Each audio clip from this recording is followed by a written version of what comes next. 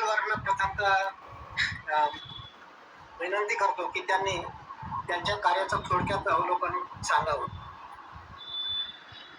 बनगेवारजी. धर्मनिरपेक्ष नागरिक मंचमध्ये गणित हे विषय अतिशय सोप्या भाषेत शिकवणारे शिक्षक म्हणून आपण चलेलवार सरांना ओळखत होतो. पण चलेलवार सरांची ख्याती ही पांचाळ समाजापुरतीच मर्यादित नव्हती, ती संपूर्ण देशात होती. कदाचित आपण त्या गोष्टीला स्वीकारलेले नाहीये. वर्गाला आज सुरुवातीला खूप गर्दी व्हायची आणि नंतर मग कमी होत गेलेली आहे. पण त्यांचं जे महत्व आहे त्या वैदिक गणिताचं, ते देशाबाहेरच्या लोकांनी आज समजायला लागलेलं आहे. ही एक मोठी गोष्ट आहे. आणि म्हणून आपल्या मंचाचं सौभाग्य होतं, आपल्या समाजाचं सौभाग्य होतं की एक आंतरराष्ट्रीय दर्जाचे गणित तज्ञ गणित शिक्षक आपल्याला लाभले होते. आज यांचा अल्पशा परिचय मी करून देतो आहे, जे वर्तमानपत्रामध्ये त्यांची माहिती छापून आलेली आहे. प्राध्यापक डॉक्टर अविनाश चल्लेलवार यांच्या संशोधनाची लंडनमध्ये दखल. लंडन हेरॉल्डच्या विशेष आवृत्तीत वैदिक गणित आणि आधुनिक संशोधन कार्याचा गौरव. Sardar Patel memorial society trust Chandrapur, Rajiv Gandhi college of engineering research and technology Chandrapur येथील गणित विभाग येथे कार्यरत प्राध्यापक डॉक्टर अविनाश चल्लेलवार यांच्या वैदिक गणित, क्वांटम मॅथमॅटिक्स, मेरू प्रस्तार आणि आधुनिक संशोधनातील उल्लेखनीय कार्याची आंतरराष्ट्रीय स्तरावर दखल घेण्यात आली. भारतीय ज्ञान प्रणाली, इंडियन नॉलेज सिस्टम, वैदिक गणित आणि भारतीय सांस्कृतिक वारसाच्या वैज्ञानिक व शैक्षणिक पैलूवर संशोधन करणाऱ्या डॉक्टर चल्लेलवार यांचे कार्य देश विदेशात चर्चेचा विषय ठरत आहे. एन्शियंट वैदिक मॅथमॅटिक्स बियॉन्ड टाइम या संकल्पनेवर आधारित त्यांच्या संशोधनात प्राचीन भारतीय गणितीय ज्ञान आणि आधुनिक विज्ञान यांचा संगम साधण्याचा प्रयत्न आणि विश्लेषण विषयावरील त्यांच्या अभ्यासाने गणित क्षेत्रात नवीन दृष्टिकोन निर्माण केला आहे. प्रतिष्ठित लंडन हेरल्ड या विशेष आवृत्तीत त्यांच्या संशोधन प्रवासावर मॅगझिन कव्हर पेज आणि विशेष लेख प्रकाशित करण्यात आला असून त्यांच्या कार्याचे लंडनमध्ये कौतुक झाले आहे. लंडन हेरल्ड विशेष आवृत्ती मासिकात मोजक्या भारतीयांची निवड झाली असून विविध क्षेत्रातील विशेषज्ञ यांचे लेख प्रकाशित करण्यात आले आहेत.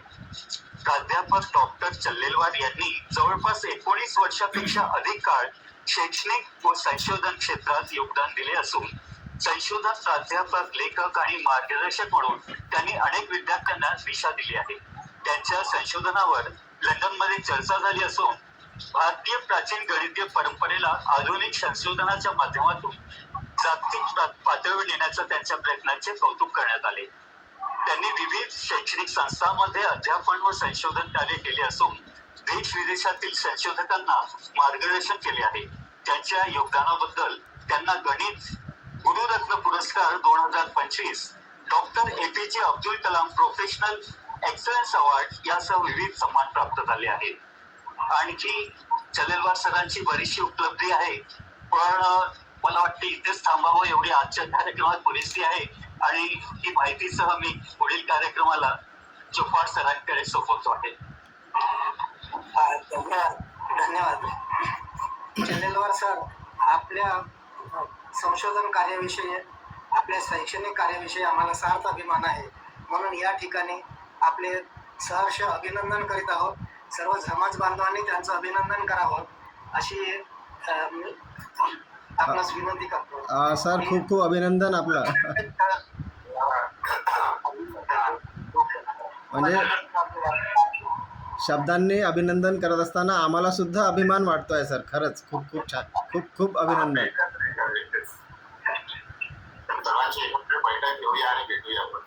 हो सर, एखादं गेट टुगेदर झालं पाहिजे. प्राध्यापक डॉक्टर चल्लेलवार सर, आमच्या सर्व मंचाच्या वतीनं आपलं अभिनंदन करण्यात येत आहे या मीटिंगद्वारे आणि आपला सत्कारही करण्यात येत आहे.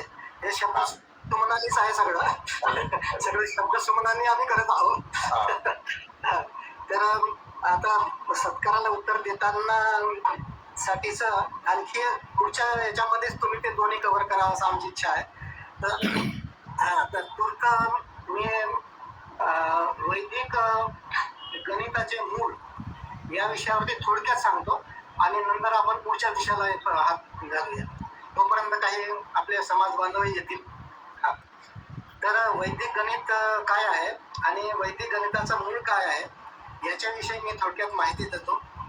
विश्वकर्मा समाजाचे 5 घटक जे आहेत, मनोमय, कष्टशिल्पी आणि दैवज्ञ. तर दैवज्ञ हा घटक मुळात दैवविषयक जाणणारा, दैव जाणा तिथे स दैवज्ञ, जे दैव जाणतात ते दैवज्ञ या अर्थाचा तो शब्द आहे. ही व्याख्या बाळशास्त्री क्षीरसागरांनी केलेली आहे. तर दैवज्ञ हा विश्वकर्मा समाजाचा एक घटक आहे आणि खगोलाच्या स्थिती गती शास्त्राचा अभ्यास जेव्हा सुरू झाला वैदिक काळात, तेव्हा कालमापन शास्त्राचा व गणित शास्त्राचा अभ्यास सुरू झाला. शिल्पशास्त्र, गणित आणि ज्योतिषशास्त्र हे एकमेकाशी संलग्न आहेत. हे तिन्ही शास्त्र जो जाणतो तर तो दैवज्ञ. यजुर्वेद आणि अथर्ववेदात यात 27-28 नक्षत्रांची सूची दिलेली आहे. म्हणजे गणित हे केवळ गणित नसून ते शिल्पशास्त्राला धरून आणि ज्योतिषशास्त्र, ज्योती म्हणजे खगोल, वरचे ग्रह नक्षत्र, त्याला ज्योतिषशास्त्र म्हणतात. आता त्याला ज्योतिष्य म्हणजे भविष्य असा अर्थ प्राप्त झाला आहे, परंतु तो मूळ अर्थ आहे ज्योतिषशास्त्र. तर अथर्ववेदात आणि यजुर्वेदात 27 नक्षत्राची सूची दिली आहे. याचा अर्थ तेव्हापासूनचे हे ज्ञान आपल्या भारतात होतं. ग्रहणांची स्थिती गतीचे सुद्धा उल्लेख वेदामध्ये आहे. विश्वकर्मा वंशीय अत्रि कुलाचे पुरोहित ग्रहगणिताचे अवलोकन करीत, ग्रहांचे अवलोकन करीत व नोंदी ठेवीत असा उल्लेख मिळतो. यज्ञवेदीसाठी तंतोतंत मोजमाप करावे लागे, त्यामुळे अंकगणित व भूमिती याचे ज्ञान असावे लागे.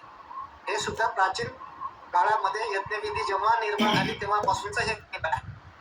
शुक्ल यजुर्वेदात 1 पासून परार्धापर्यंत म्हणजे 1वर 12 शून्य एवढ्या आकड्याचा हिशोब सांगितलेला आहे. शुक्ल यजुर्वेदात उपयोग, अर्थात हे यजुर्वेद सुद्धा इसवी सन पूर्व 6व्या-7व्या शतकातले. बोधायन ऋषीने शल्पसूत्र नावाचा गणिताचा ग्रंथ लिहिला. त्यात समद्विभुज त्रिकोण, काटकोन त्रिकोण, चौरस, आयात, समलंब चौकोन यांचा उल्लेख शल्पसूत्रात आहे. इसवी सन पूर्व 8व्या शतकात वेदांत ज्योतिष नावाचा सर्वात प्राचीन ग्रंथ आचार्य लगद याने लिहिला. त्यात अक्षांश रेखांशचा उल्लेख आहे. बघा, आपल्या वैदिक शास्त्रात किती मोठा उल्लेख आहे, जे आज आपण महत्वाच्या गोष्टी अंतराळात जाण्यासाठी सुद्धा ज्या ज्या गोष्टीची गरज पडते त्याचं प्राचीन आपल्या ग्रंथात मूळ दिसून येतं. आचार्य लगद याने लिहिला आहे वेदांत ज्योतिष नावाचा ग्रंथ. त्यात अक्षांश रेखांचा उल्लेख आहे. उजरपत्रावर लिहिलेल्या वक्षाली म्हणजे वखशाली हस्तलिखित बीजगणिताची माहिती देतो. बीजगणिताची माहिती सुद्धा त्या ग्रंथात आहे. हे सगळं इसवी सन पूर्वचे ग्रंथ आहे. कौटिल्य, वराहमिहिर, ब्रह्मगुप्त, आर्यभट्ट, भास्कराचार्य, मुंजाल, सूर्यसूरी, गणेश दैवत असे अनेक शास्त्रज्ञांनी वैदिक गणिताची निर्मिती केली व आपल्या अनेक अनमोल सूत्रे दिली. आपल्याला ती अनेक सूत्रे दिली, जी माहिती आज आपले चल्लीलाल सर त्यांचा अभ्यासाचा आणि शिकवण्याचा विषय आहे. या सगळ्यांचं मूळ या सगळ्या शास्त्रामध्ये आहे. भारतीय शास्त्र इतकं उन्नत आहे आणि गणिताचा उगम, बीजगणिताचा उगम, भूगोलाचा आपल्या भूमीचा उगम आपल्या भारताचाच अधिक मोठ्या प्रमाणात विस्तृत प्रमाणात झालेला आहे असं मला इथे सांगायचं आहे. तर याविषयीची माहिती मी आपणास एक उपक्रम म्हणून सांगत आहे. आजचा मुख्य महत्वाचा विषय जो आहे आता वळणार आहोत. तर ज्या समस्या जर निर्माण झालेल्या आहेत आपल्या वरती